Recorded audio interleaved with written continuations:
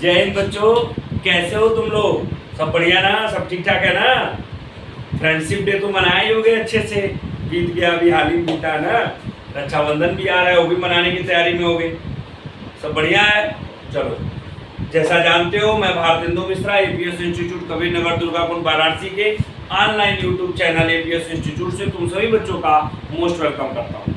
ठीक है, आइए बच्चों, हम लोग बात कर रहे थे बच्चा, आपको याद होगा इसके जस्ट पहले वाले वीडियो में हम लोग जो है यूनिट के बारे में बात कर रहे थे कि यूनिट को कैसे कन्वर्ट किया जाता है, एक यूनिट को दूसरे यूनिट में कैसे कन्वर्ट किया जाता है, इसके बारे में हम लोग चर्चा कर रहे थे। याद है आपको? ये याद भी होगा।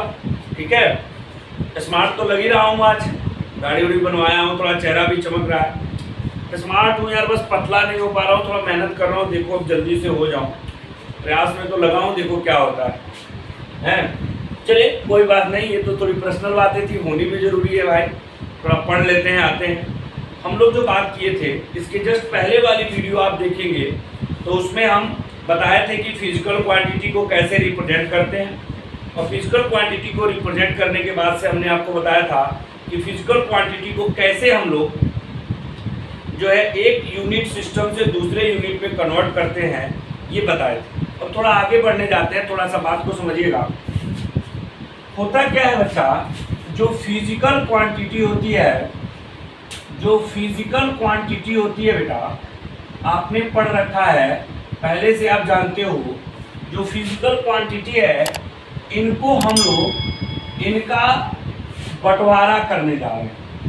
ये जो फिजिकल क्वांटिटी है इसका हम लोग बंटवारा करने जा रहे हैं। ये जो फिजिकल क्वांटिटी है, जो भौतिक राशि है, हिंदी में कहते हैं भौतिक राशि, इस भौतिक राशि का हम बंटवारा करने जा रहे हैं। ये भौतिक राशि का हम बंटवारा करने जा रहे हैं। तो ये जो भौतिक राशि है ये तीन तरह की होती है। कितने तरह की होती है साहब? तीन तरह की। कितने तरह की होगी? तीन तरह की। कौन कौन भैया? पहला जो होता है उसे कहते हैं फंडामेंटल, पहला जो होता है उसे कहते हैं फंडामेंटल क्वांटिटी। ध्यान देना, जो पहला वाला है, ये वाला, ये वाला, ये वाला, इसको हम फंडामेंटल क्वांटिटी कहते हैं। ये जो देख रहे हो ना, ये फंडामेंटल क्वांटिटी है। हिंदी में कहते हैं मूलभूत राशियां। हिंदी में कहते हैं मूलभूत राशियां। तो पहला जो है फंडामेंटल क्वांटिटी होता है जिसको मूलभूत राशियां कहते हैं। दूसरा जो होता है उसका नाम होता है सप्लीमेंट्री क्वांटिटी। दूसरा जो है उसका नाम है सप्लीमेंट्री क्वांटिटी। जो दूसरा है इसका नाम है सप्लीमेंट्री क्वांटिटी, जिसको हम लोग कहते हैं पूरक राशियां। क्या कहते हैं भैया? पूरक राशि। जो दूसरा है बेटा वो सप्लीमेंट्री क्वांटिटी है, जिसको पूरक राशियां, ये दूसरा। तीसरा ध्यान दो बेटा, तीसरा जो होता है उसको कहते हैं हम लोग डेराइव्ड क्वांटिटी। क्या कहते हैं बेटा? डेराइव्ड क्वांटिटी कहते हैं। जो तीसरा है इसको हम डेराइव्ड क्वांटिटी कहते हैं। डेराइव्ड क्वांटिटी को हिंदी में कहा जाता है व्युत्पन्न राशि। व्युत्पन्न राशि, व्युत्पन्न राशि। देखो ये सब जो बातें हम बता रहे हैं 11th के बच्चों के लिए जरूरी है। ये जो बातें हैं 11th की जरूरत है, जानकारी के लिए जरूरत है। ऐसा नहीं है कि इंजीनियरिंग के एग्जाम में, मेडिकल के एग्जाम में या स्कूल के एग्जाम में। स्कूल के एग्जाम में तो मान लो कहीं से आ भी गया, लेकिन इंजीनियरिंग मेडिकल के एग्जाम में या किसी भी कंपटीशन के एग्जाम में जनरली यहाँ से डायरेक्ट सवाल नहीं होते। लेकिन हाँ, चूंकि दिया है तो थोड़ा बेसिक से पढ़ रहे हैं। बेसिक से जब बिल्डिंग बनाएंगे तो ज़्यादा अच्छा होगा। तो हम समझने का प्रयास करें क्या होगा। तो जो फिजिकल क्वांटिटी होती है, जो भौतिक राशियां होती हैं, तीन तरह की होती है। एक का नाम फंडामेंटल क्वांटिटी है जिसको मूलभूत राशियां कहते हैं। दूसरी सप्लीमेंट्री क्वांटिटी है जिसको पूरक राशियां कहते हैं, और तीसरी डेराइव्ड क्वांटिटी है जिसको व्युत्पन्न राशियां कहते हैं। तीन तरह की होती है। बात क्लियर हो गई? अब हम लोग आगे इसके बारे में चर्चा करेंगे, एक एक के बारे में पढ़ेंगे। पहले इसके बारे में पढ़ेंगे, फिर इसके बारे में पढ़ेंगे, फिर इसके बारे में।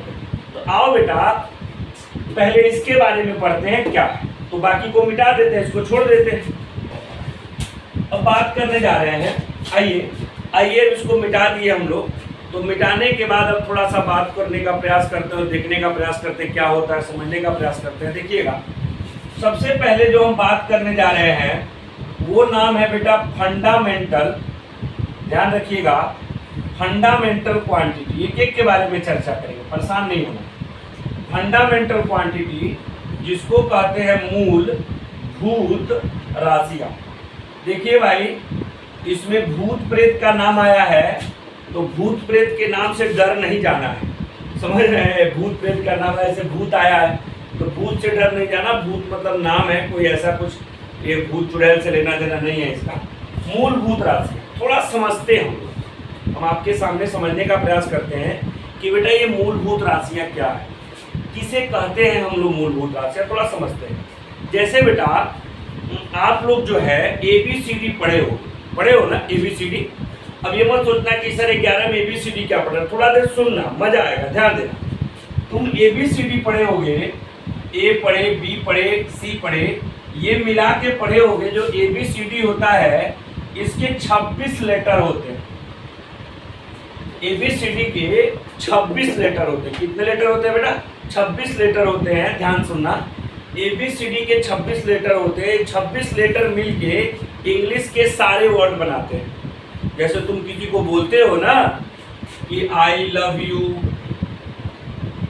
बोलते हो आई लव यू, तो ये जो है आई लव यू, तो ये क्या है? इन्हीं 26 में से मिलके बना। जैसे अभी फ्रेंडशिप डे था तो तुमने लोगों को बोला होगा हैप्पी फ्रेंडशिप डे, तुमने बोला होगा हैप्पी फ्रेंडशिप डे, तो ये भी इन्हीं से मिलके बना होगा। तुम किसी को बोलते हो आई मिस यू, तो ये भी क्या है? इन्हीं से मिलके बना है। तुम बोलते हो किसी को आई मिस यू, वो बोलता है आई हेट यू, तो ये भी किससे मिलके बना है? इसी से बना है। तुमने किसी को बोला आई लव यू, उसने बोला लव यू टू, तो ये भी किससे मिलके? इसी से बना है। मतलब ये जितने भी लेटर इंग्लिश के, तुम जितने भी वर्ड तुम इंग्लिश के देखोगे, तो ये इंग्लिश के सारे वर्ड बेटा इन्हीं 26 लेटर से मिलके बने। अब देखिए ये 26 हो गए। जैसे आप क ख ग घ पढ़े होंगे, तो क ख ग घ जो है, क से कौआ का, खरा का, गधा का जो पढ़े होंगे आप, ये 36 होते हैं। और आप अ आ ये सब पढ़े होंगे, ये 12 होते हैं। तो ये 36 और 12 मिल करके जो आपका 48 लेटर हैं, ये हिंदी के जो 48 लेटर होते हैं साहब, ये आप जो देख रहे हो, ये हिंदी के 48 लेटर जो है बेटा सारे हिंदी के वर्ड बनाते हैं। जैसे मैं आपको बहुत चाहता हूँ, मैं आपको बहुत चाहता हूँ, आप बहुत सुंदर हैं, सर आप बहुत स्मार्ट हैं, सर आप बहुत स्मार्ट हैं, सर आप बहुत स्मार्ट हैं। तो ये सारी की सारी चीज़ें जो है, ये हिंदी के सारे जो वर्ड है, ये इन्हीं 48 लेटर से मिलके बने हुए। बात समझे? इंग्लिश के सारे हिस्से बने होते हैं, हिंदी के सारे हिस्से बने होते हैं। और आप जान लीजिएगा, इनको कोई बनाने वाला नहीं होता, ये सबको बनाते हैं। इनको भी कोई बनाने वाला नहीं होता, ये सबको बनाते हैं। उसी तरह से बेटा जी फिजिक्स में, इसी तरह से फिजिक्स में 7 क्वांटिटी होती है। इसी तरह से फिजिक्स में कुछ ऐसी क्वांटिटी होती हैं जो सबको बनाती हैं, लेकिन उनको कोई नहीं बनाता। फिजिक्स में उसी तरह से कुछ ऐसी क्वांटिटी होती हैं जो सबको बनाती हैं, लेकिन जिनको कोई नहीं बनाता। फिजिक्स में कुछ ऐसी क्वांटिटी होती हैं जो सबको बनाती हैं, लेकिन उनको कोई नहीं बनाता। उन्हीं क्वांटिटी को फंडामेंटल क्वांटिटी, तो फंडामेंटल क्वांटिटी का डिफिनीशन क्या है ध्यान दीजिए। कहा जाता है जो सबको बनाए, ध्यान दीजिएगा, जो सबको बनाए जिसको कोई न बनाए, जो सबको बनाए जिसको कोई न बनाए, फंडामेंटल क्वांटिटी कहलाता। ध्यान से क्या बोला, जो सबको बनाए जिसको कोई न बनाए, फंडामेंटल क्वांटिटी कहलाए। क्लियर है? फिर से, जो सबको बनाए जिसको कोई न बनाए, फंडामेंटल क्वांटिटी कहलाए। क्लियर है? हिंदी में, इंग्लिश में कहेंगे all the quantities which are not manufactured by any other physical quantity but they manufactured other physical quantities are known as fundamental quantity। या those physical quantity which constitute other physical quantity but they are not constituted by any other physical quantity are known as fundamental quantity। Clear हो गया fundamental quantity? तो जिस तरह से बेटा आप बचपन में ABCD पढ़ते थे, ABCD सारे इंग्लिश के वर्ड को बनाता है, क ख ग घ हिंदी के वर्ड को बनाता है, उसी तरह से फिजिक्स में कुछ क्वांटिटी होती हैं जो पूरे फिजिक्स को बनाती हैं। जो इनको बनाती हैं, ध्यान रखिएगा, मैं फिर से बोल दे रहा हूं, जो सबको बनाए जिसको कोई न बनाए, फंडामेंटल क्वांटिटी कहलाए। Those physical quantity which constitute all the physical quantity but not constituted by any other physical quantities are known as fundamental quantity। Clear है? फंडामेंटल क्वांटिटी, जो फंडामेंटल क्वांटिटी होते हैं इनकी संख्या 7 होती है। कितनी होती है भैया? 7 होती है। तो आइए थोड़ा हम बात करते हैं, ध्यान दीजिएगा। ये जो फंडामेंटल क्वांटिटी होती हैं, जो फंडामेंटल क्वांटिटी होती हैं, ये 7 फंडामेंटल क्वांटिटी पाई जाती है। कितने फंडामेंटल क्वांटिटी होते हैं? 7। और यही जो 7 होते हैं, ये फिजिक्स में पाए जाने वाली सभी फिजिकल क्वांटिटी को बनाते हैं। जैसे आपने सुना होगा, जैसे फोर्स आपने सुना है, वर्क आपने सुना है, इन सबको कौन बनाता है? यही जो 7 है ना फंडामेंटल क्वांटिटी, यही सातों के सातों बनाते हैं। क्लियर है? तो ये 7 फंडामेंटल क्वांटिटी जो है होती हैं जो सबको बनाती है। सातों के थोड़ा नाम जान लेते हैं, समझ लेते हैं थोड़ा। जो पहली होती है उसका नाम होता है बेटा लेंथ। जो पहली है उसका क्या नाम है? लेंथ। जो दूसरा है बेटा उसका नाम है मास। दूसरे का क्या नाम है? मास। जो तीसरा है साहब उसका नाम है टाइम। क्या नाम है भैया? टाइम। जो चौथा है उसका नाम है भैया करंट। क्या नाम है? करंट। जो पांचवा है उसका नाम है टेम्परेचर। टेम्परेचर। अच्छा साहब, जो छठवां है उसका नाम है अमाउंट ऑफ सबस्टेंस। क्या नाम है भैया? Amount of substance. अच्छा, जो सातवां है वो है साहब लूमिनस इंटेंसिटी। क्या है साहब? Luminous intensity. ध्यान रखिएगा क्या बोले। फंडामेंटल क्वांटिटी कितने होते हैं? 7। कितने फंडामेंटल क्वांटिटी भैया? 7। कितने हैं? 7। कौन कौन? पहला देखिए, पहला है लेंथ। पहला क्या है? लेंथ। दूसरा क्या है? मास। दूसरा क्या है? मास। तीसरा क्या है? टाइम। तीसरा क्या है? टाइम। चौथा क्या है? करंट। पांचवा क्या है? टेम्परेचर। छठवां क्या है? Amount of substance. सातवां क्या है? Luminous intensity. क्लियर है? अब देखो, यही जो 7 के 7 आपको दिख रहे हैं ना, यही जो 7 दिख रहे हैं, यही जो है जितने भी फिजिक्स में क्वांटिटी होती हैं, सारे के सारे क्वांटिटी को बनाने का जो काम है यही सातों के सातों का।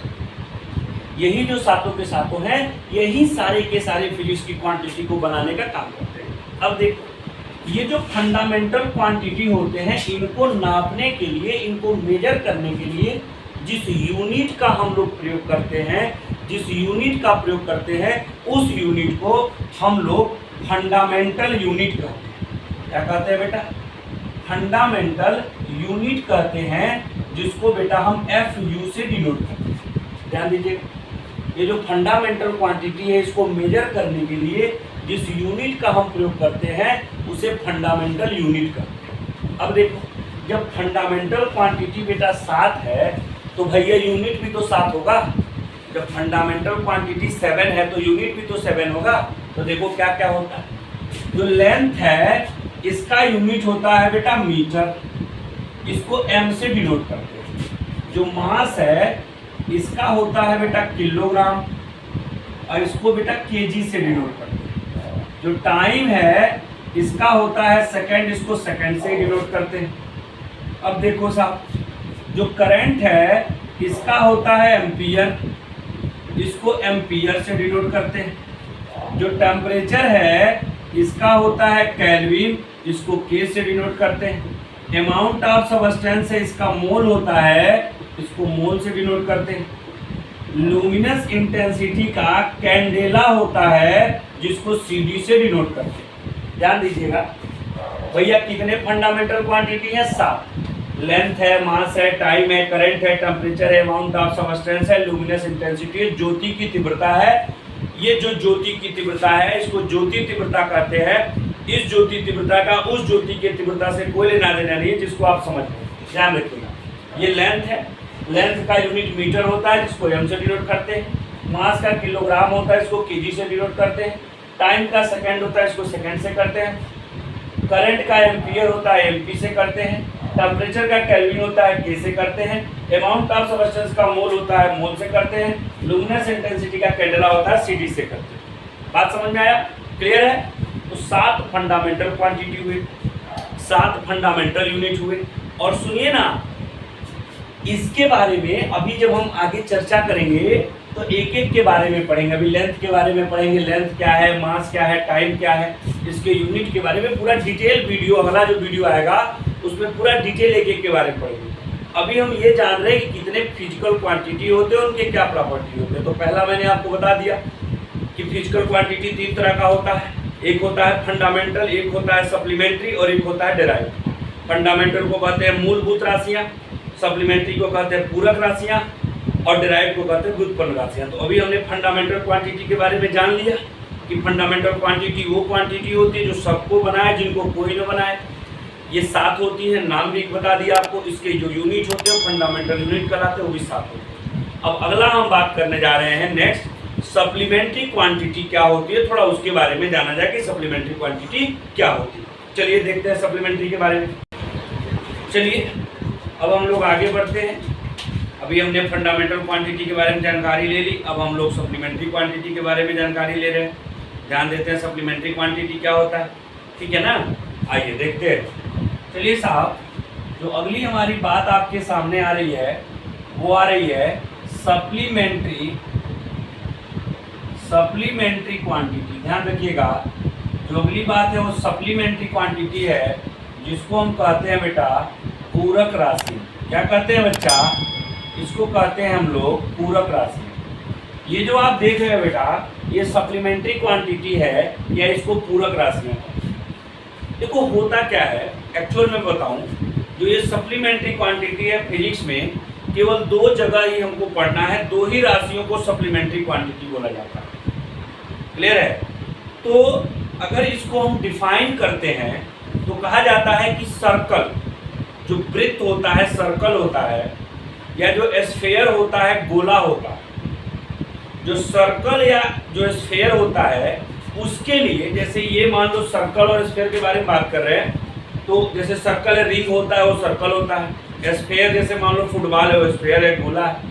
तो सर्कल और स्फीयर जो है बेटा, ध्यान दीजिएगा, जो सर्कल है और स्फीयर जो है, तो सर्कल और स्फीयर के लिए जो ज्योमेट्रिकल क्वांटिटी होती है उन्हीं को सप्लीमेंट्री क्वांटिटी कहा जाता है।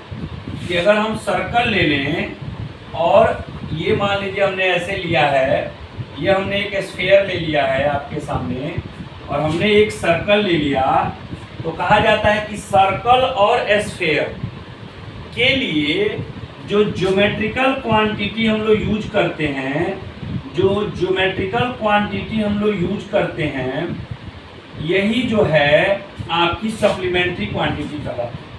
मतलब कहा जाता है geometrical quantity of circle and sphere are known as geometrical quantity of circle and sphere are known as supplementary quantity.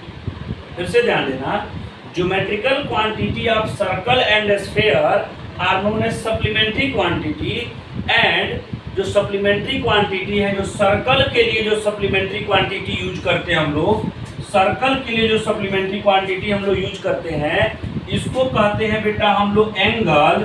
क्या कहते हैं? एंगल, या इसको हम कहते हैं प्लेन एंगल। क्या कहते हैं बेटा? Plane angle. ध्यान देना। अच्छा, कुछ हिंदी बच्चे, हिंदी मीडियम वाले बच्चे होंगे तो दुखी हो रहे होंगे, दुखी नहीं होना, तभी बता रहे हैं, हिंदी में ही बताएंगे, परेशान मत होना। और ये जो है, इसके लिए जो आता है इसको कहते हैं हम सॉलिड एंगल। क्या कहते हैं बेटा? Solid angle. जो एंगल या प्लेन एंगल होता है इसको हिंदी में कहा जाता है कोण। क्या कहा जाता है बेटा? कोण कहा जाता है। और ये जो सॉलिड एंगल होता है इसको बेटा हम लोग घन कोण कहते हैं। क्या कहते हैं? घन कोण। तो जो ध्यान देना, मैंने बोला कि geometrical quantity of circle and sphere are known as supplementary quantity. Circle के लिए जो सप्लीमेंट्री क्वांटिटी होता है वो एंगल या प्लेन एंगल होता है, दोनों एक ही नाम है, मतलब इसको कोण कहते हैं। और स्फीयर के लिए जो होता है वो सॉलिड एंगल होता है जिसको घन कोण कहते हैं। इतनी बात तो समझ गए। हिंदी में क्या कहते हैं कि वृत्त और गोले के लिए, ध्यान देना, ये वृत्त है, ये गोला है, ये सर्कल को वृत्त कहते हैं, स्फीयर को गोला कहते हैं। तो वृत्त और गोले के लिए प्रयोग की जाने वाली ज्यामितीय राशियां, ये ज्योमेट्रिकल को ज्यामितीय बोलते हैं राशियां, वृत्त और गोले के लिए प्रयोग की जाने वाली ज्यामितीय राशियां पूरक राशियां कहलाती हैं। क्लियर हो गया? वृत्त और गोले के लिए प्रयोग की जाने वाली ज्यामितीय राशियां पूरक राशियां कहलाती हैं। ये जो पूरक राशियां होती हैं इनमें कोण जो होता है वो वृत्त के लिए होता है और जो घन कोण होता है वो स्फीयर के लिए, गोले के लिए होता है। अब आपके दिल में ये बेचैनी हो रहा होगा, आपके दिल में अरमान जग रहे होंगे कि भैया कोण क्या है थोड़ा बता दे सर, थोड़ा सॉलिड एंगल क्या है बता दीजिए सर। तो आइए साहब हम थोड़ा कोण के बारे में बात करते हैं और घन कोण के बारे में बात करते हैं। हम एंगल के बारे में बात करते हैं और सॉलिड एंगल के बारे में बात करते हैं, देखते हैं क्या होता है। क्लियर है? एक एक के बारे में चर्चा करेंगे अभी जस्ट आगे और हमारी बातें होंगी। क्लियर हो गई? आइए इसको हम यहीं पे पढ़ ले रहे हैं, इसको हम यहीं पे पढ़ ले रहे हैं, फिर हम आगे जो है नेक्स्ट स्टेप में आएंगे तो बाकी चीज़ों को करेंगे। आइए साहब पहले हम एंगल के बारे में देखते हैं क्या होता है।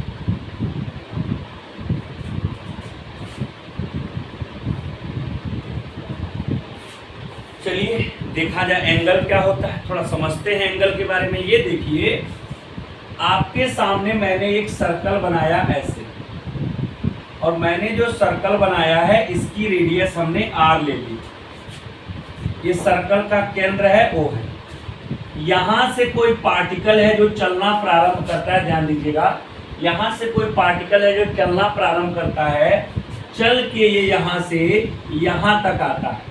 ध्यान दीजिएगा साहब, ये यहाँ से चला है और ये चल करके यहाँ से यहाँ तक आता है। ऐसे देखिए ध्यान से, ये चल करके यहाँ से यहाँ तक जाता है, मतलब ये चला है और चल के यहाँ से यहाँ तक जाता है।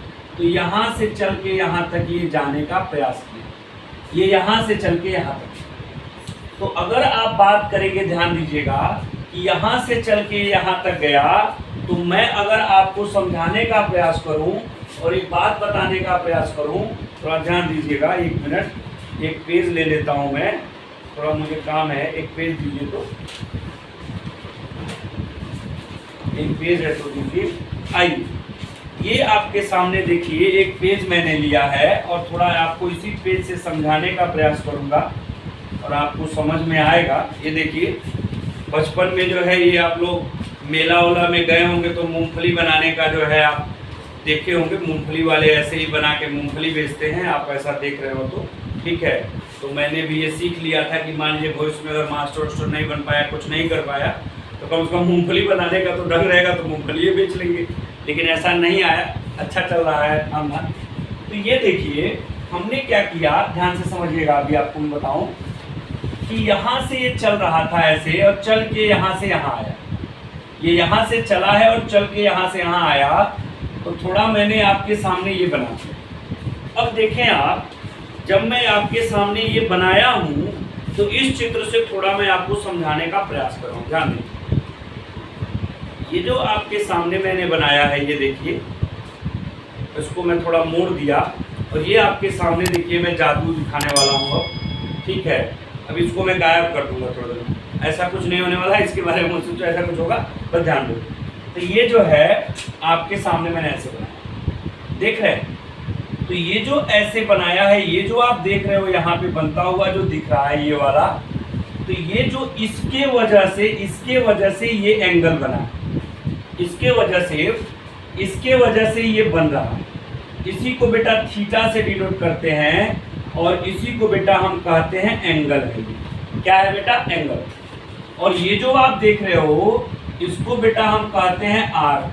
हिंदी में कहा जाता है चाप। चाप माने चापना नहीं है, चाप माने आर्क का हिंदी है चाप। और ये जो है इसको हम कहते हैं बेटा रेडियस। ध्यान देना, ये रेडियस है। तो देखो ध्यान से, अगर इस पे देखा जाए, हम लोग इसमें देखें तो थोड़ा अगर हम इसको घुमा के बना दें ऐसे, तो देख सकते हो तुम लोग कि ये जो तुमको दिख रहा है ये वाला है आर्क। क्या है बेटा इसका? ये आर्क है। और ये वाला जो है क्या है? इसका रेडियस है। जैसा तुमने देखा होगा पिज्जा वगैरह खाए होगे, तो पिज्जा जब काट देते हैं तो ऐसे ही कटा हुआ दिखता है। बात समझे? तो एक किनारे में जो गोल वाला ऐसे है तुम्हारे सामने, गोल वाला, इस गोल वाले के दोनों से मिलाए तो यहाँ जो एंगल बन रहा है इस जगह पे ये जो एंगल है, यही को क्या बोलते हैं? एंगल या कोण बोलते हैं।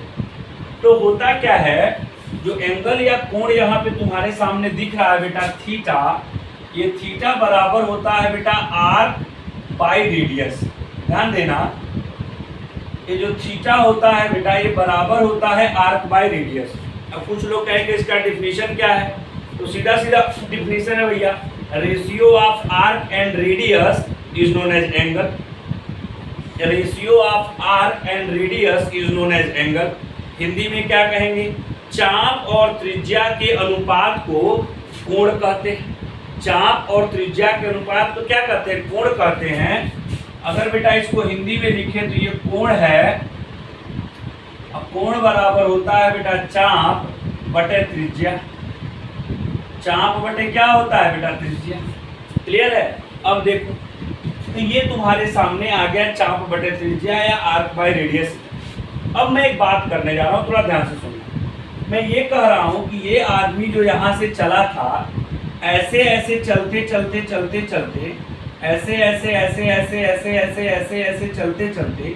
पूरा चलते यहाँ तक आ गया। समझ रहे हो? मतलब यहाँ से चला था, चल के पूरा यहाँ से आते हुए और यहाँ तक आया।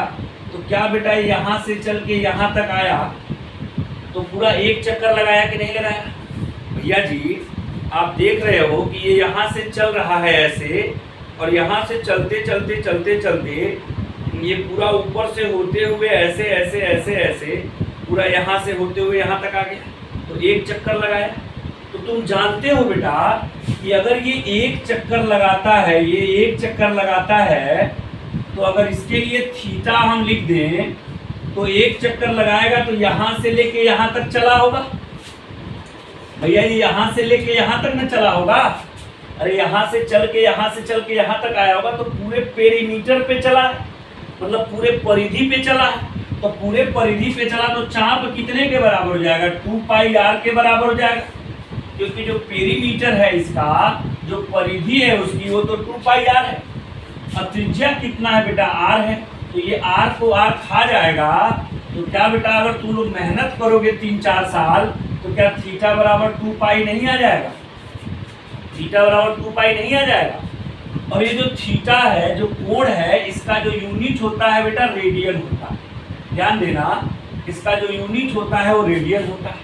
हम लोग बात कर रहे हैं एंगल के बारे में, और एंगल का जो यूनिट होता है वो होता है बेटा रेडियन। ध्यान से समझना, एंगल का यूनिट होता है रेडियन। एंगल का यूनिट क्या होता है? रेडियन।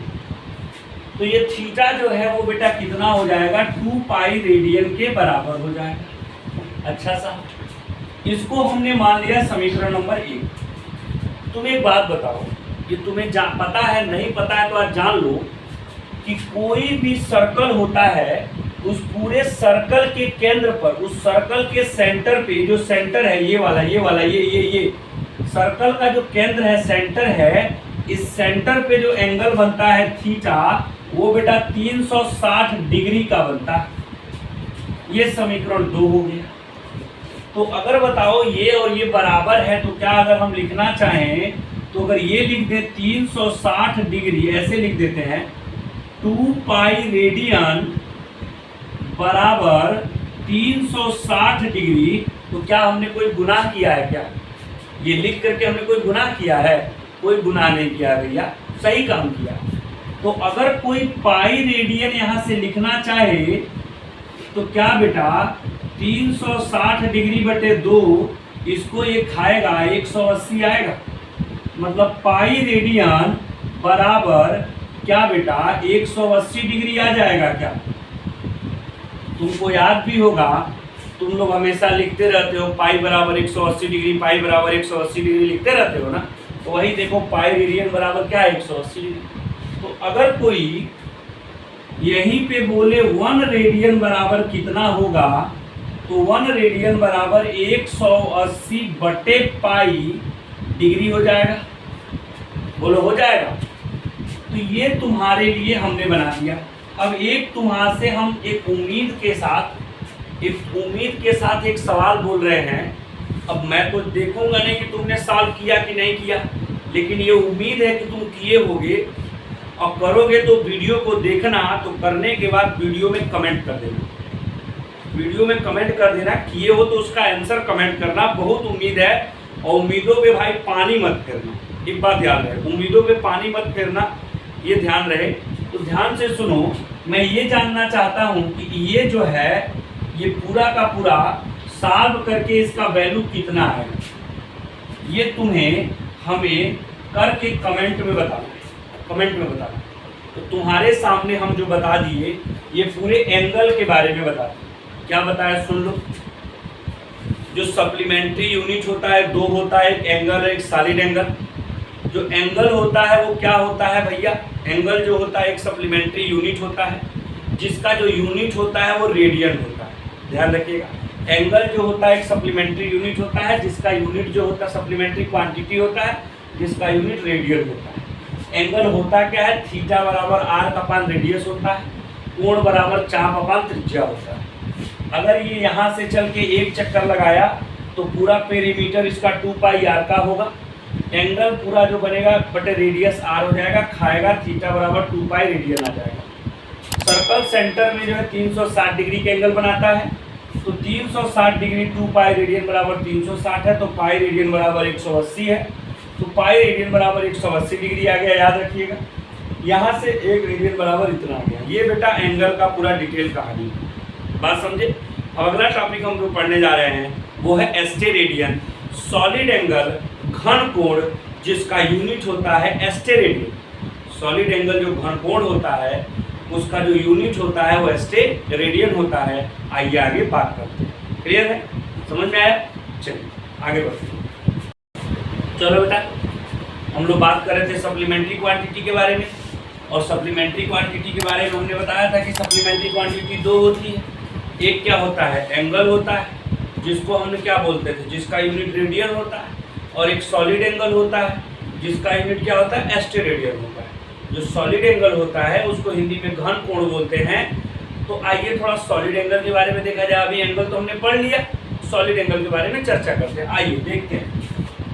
भाई साहब, आप सब लोगों के सामने मैंने लिखा सॉलिड एंगल। सॉलिड एंगल को बेटा हम हिंदी में कहते हैं घन कोण। सॉलिड एंगल को क्या कहते हैं, घन कोण कहते हैं। जैसे देखिए, समझिएगा, सॉलिड एंगल को मैं समझाता हूँ, थोड़ा ऐसे मैं आपको समझाने का प्रयास करता हूँ। अगर आप समझ गए तो ठीक है, नहीं समझ में आया तो हम आपको प्रैक्टिकली भी समझाएंगे। आइए पहले देखते हैं। जो सॉलिड एंगल होता है ये घन कोण होता है, और ये जो होता है इसका जो यूनिट होता है साहब वो एस्टेरेडियन होता है। पहले तो आप ये जान लीजिए, इसका जो यूनिट होता है वो एस्टेरेडियन होता है। इसको हिंदी में भी बेटा हम लोग एस्टेरेडियन ही बोलते हैं, इसको हिंदी में भी एस्टेरेडियन ही बोलते हैं। तो सॉलिड एंगल का जो घन कोण का जो यूनिट होता है एस्टेरेडियन होता है, इसको हिंदी में भी एस्टेरेडियन बोलते हैं। इतनी बात तो आप जानते हैं, इसमें कोई प्रॉब्लम की बात नहीं है। आगे देखिए, आप सुनिएगा ध्यान से। सॉलिड एंगल को मैं समझाने का प्रयास करता हूँ। अगर बहुत अंधेरी रात हो और आप अपने घर में बैठे हों या सो रहे हों या जगे हों, कुछ भी कर रहे हो, और बाहर दूर आपके घर से बहुत दूर जो मतलब खेत वोत है, बाग बगीचा है, वहां से रात को एक बहुत प्यारी सी आवाज आए, अजी सुनते हो, कहाँ हो? अगर आप ये बात सुनेंगे तो सुनते ही क्या हो जाएगा, बहुतों का तो दिल धड़कने लगेगा, अरे कौन है जो इतना प्यार से बुला रहा है। अब कई लोग तो अंदर लुका जाएंगे, सोचेंगे कहीं भूत प्रेत चुड़ैल ना बुला रही हो। बात समझे कि नहीं समझे? लेकिन अगर जो आदमी जगेगा वो क्या करेगा भाई, टार्च उठाएगा, और टार्च उठा के ऐसे जलाएगा।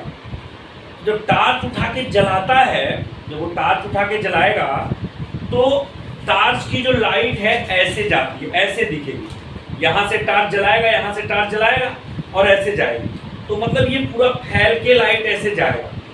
तो यहाँ पे जो इस जगह पे जो ये एंगल बन रहा है, जो आप अपने सामने से देखेंगे, ये जो एंगल बन रहा है, यही एंगल क्या कहलाता है? सॉलिड एंगल कहलाता है।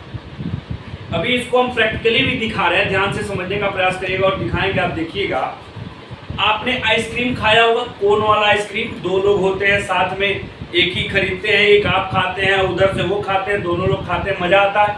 खाए होंगे ना, बोलो यार। तो जब खाए होंगे तो जो कोन वाला आइसक्रीम होता है ना, वो ऐसे ही होता है। उसके नीचे में यहाँ पे जो कोण बनता है ना, यही कोण सॉलिड एंगल कहलाता है। मूंगफली गए होगे मेला में, मूंगफली खाए होगे, मूंगफली वाला ऐसे ही देता है मूंगफली भैया।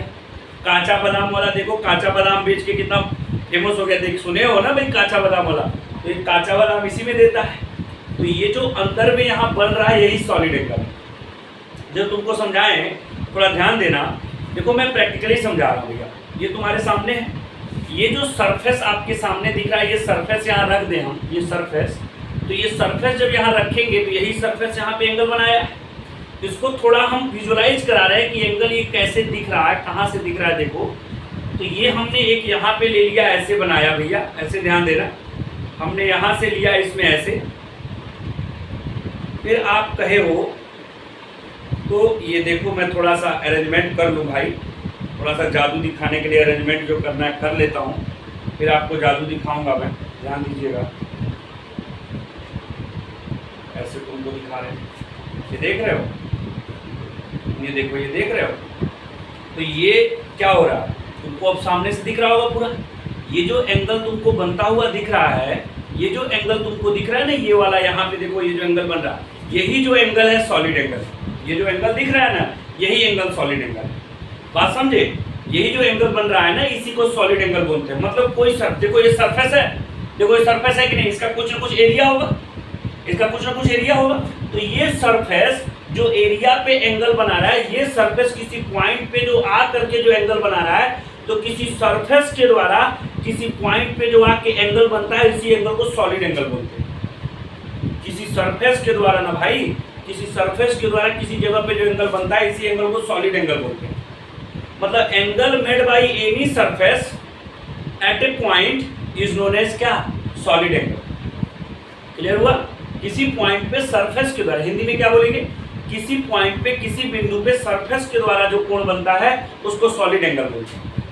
देखो ध्यान से, थोड़ा तुमको समझा रहे, इधर देखो। अभी देखो मैं तुमको कुछ जादू दिखा रहा हूँ, इधर देखो, ये देखो, देखो, ये देखो, इधर देखना ध्यान से।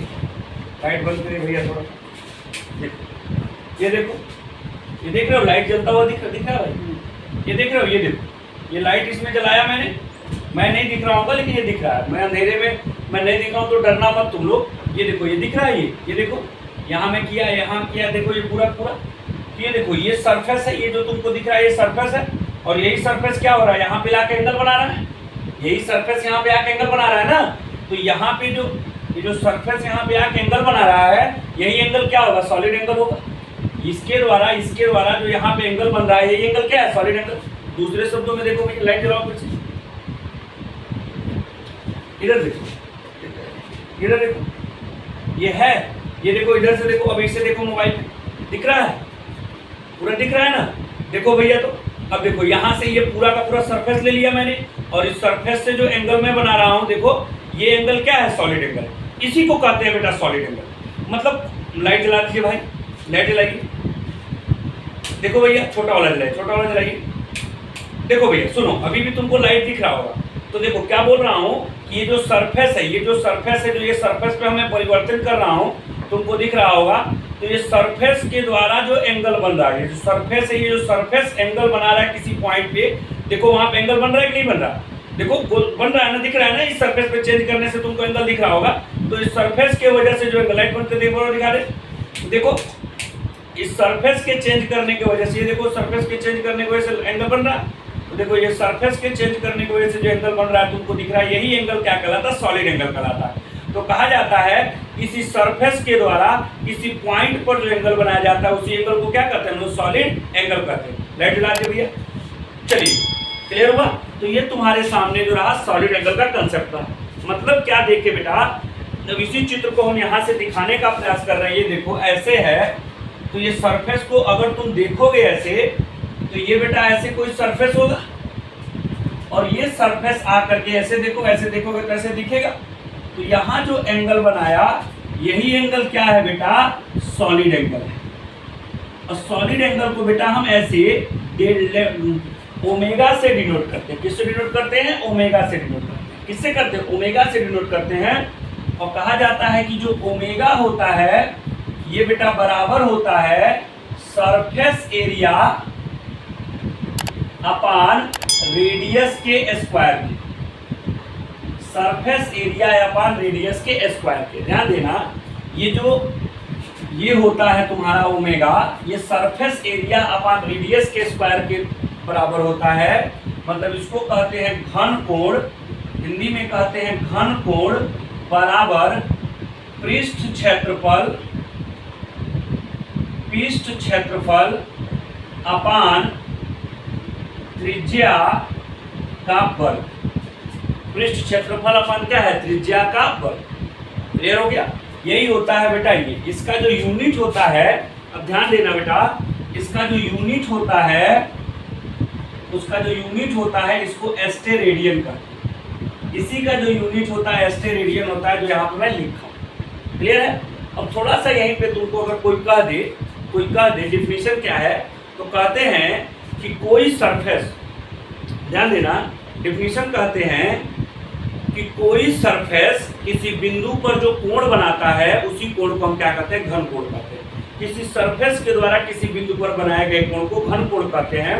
और बेटा जो घन कोण होता है, अगर हम एक स्फीयर की बात करें, ध्यान देना, हम स्फीयर को तो दिखा नहीं सकते 3D में, लेकिन यहाँ लिख दे रहा हूँ कि अगर हम एक स्फीयर की बात करें और इस स्फीयर का रेडियस अगर r है, तो इसके लिए जो ओमेगा का वैल्यू होगा पृष्ठ क्षेत्रफल। आपको पता है कि जो स्फीयर होता है उसका जो पृष्ठ क्षेत्रफल होता है, उसका जो सरफेस एरिया होता है, वो बेटा 4 पाई r का स्क्वायर होता है, और रेडियस r का स्क्वायर होगा, ये इसको खा जाएगा, तो ओमेगा बराबर 4 पाई एस्टेरेडियन आ जाएगा। एस्टेरेडियन आ जाएगा। तो आज के बाद ये भी याद रखिएगा कि कोई स्फीयर अपने सेंटर पर जो एंगल बनाता है, कोई स्फीयर अपने सेंटर पर जो सॉलिड एंगल बनाता है, ध्यान रखिए, कोई स्फीयर अपने सेंटर पर जो सॉलिड एंगल बनाता है वो 4 पाई एस्टेरेडियन का होता है। 4 पाई एस्टेरेडियन का होता है। और आपको तो पता है पाई 180 होता है, तो 720 डिग्री होता है। क्लियर है। एंगल में बदलेंगे तो ये होगा। याद रखिएगा, कोई स्फीयर अपने सेंटर पे 4 पाई एस्टेरेडियन का एंगल बनाता है। इस तरह से हमने सीखा कि जो फिजिकल क्वांटिटी होती है वो 3 तरह की होती है। एक फंडामेंटल होती है, एक सप्लीमेंट्री होती है और एक डिराइव्ड होती है। फंडामेंटल इसके पहले बता दिए थे। सप्लीमेंट्री में मैंने बताया 2 तरह की होती है। एक का नाम एंगल होता है जिसको हिंदी में कोण कहते हैं, एक का नाम सॉलिड एंगल होता है जिसको हिंदी में घन कोण कहते हैं। एंगल का यूनिट जो होता है, एंगल का जो यूनिट होता है उसको हम क्या बोलते हैं भैया, रेडियन। और जो सॉलिड एंगल होता है उसका जो यूनिट होता है उसको बोलते हैं एस्टेरेडियन। रेडियन क्या है, एस्टेरेडियन क्या है, दोनों हम आपको बताते हैं। अब देखिए, अगर आपसे कोई कह दे कि एक एस्टेरेडियन का डिफिनेशन बताइए क्या होगा, ध्यान दीजिएगा, यही से मैं बता रहा हूँ। अगर आपसे कहे कि एक एस्टेरेडियन का डिफिनेशन बताइए क्या होगा, तो आप कहेंगे, ध्यान दीजिएगा, कि किसी एकांक पृष्ठ क्षेत्रफल, अगर ये 1 हो जाए और ये 1 हो जाए तो ये 1 हो जाएगा, एक एस्टेरेडियन हो गया।